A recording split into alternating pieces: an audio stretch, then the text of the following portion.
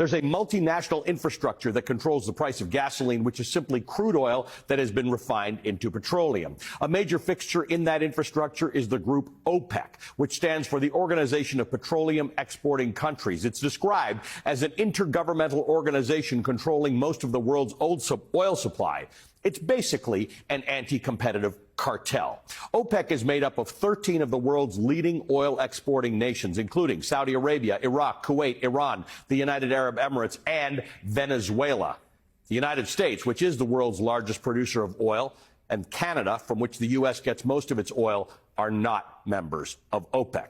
In 2016, the group also teamed up with 10 other oil exporting nations, including Russia, which is the world's third largest oil producer, to create a new entity commonly referred to as OPEC Plus.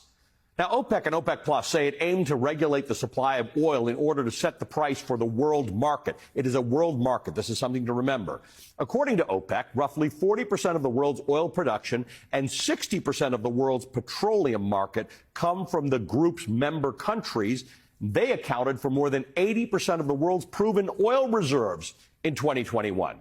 So it should not surprise you that this set of countries has a major influence on global energy prices.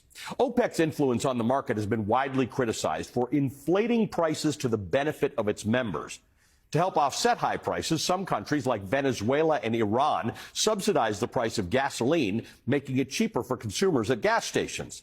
The United States isn't one of those countries. Instead, the U.S. levies a federal tax on gasoline, 18.4 cents per gallon. That tax pays for things like federal highway maintenance. So now that we understand that there are far bigger factors at play when determining the cost of oil in the global market and that it's not decided by the White House, it's worth noting there is one scenario in which the President of the United States can directly affect the price of gasoline in the United States. The U.S. government controls what's known as the Strategic Petroleum Reserve, SPR. It's the world's largest supply of emergency crude oil.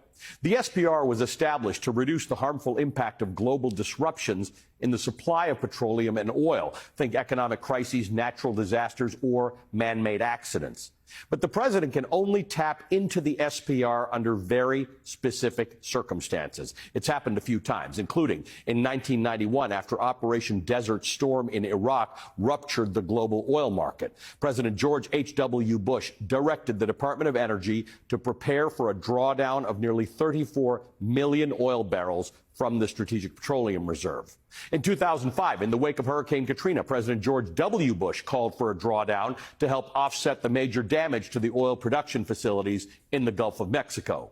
During the Arab Spring in 2011, President Barack Obama approved the sale of 30 million barrels of crude oil to offset supply disruptions because of unrest in Libya, which is the 12th largest exporter of crude oil in the world. In 2017, President Donald Trump tapped into the reserve for the biggest non-emergency strategic oil sell-off to fund the government.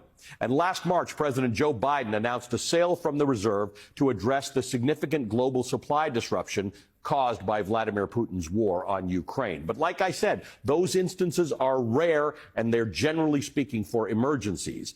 As it has for decades, the price of oil is determined by a global network of oil-producing countries, some OPEC, some OPEC Plus, some non-OPEC. The president of this country, past, present, and future, does not have the power to tip the scales of the global oil market. And no matter how much Ron DeSantis cries woke over Biden's energy policy, $2 gas just isn't going to happen because he says so. Try again.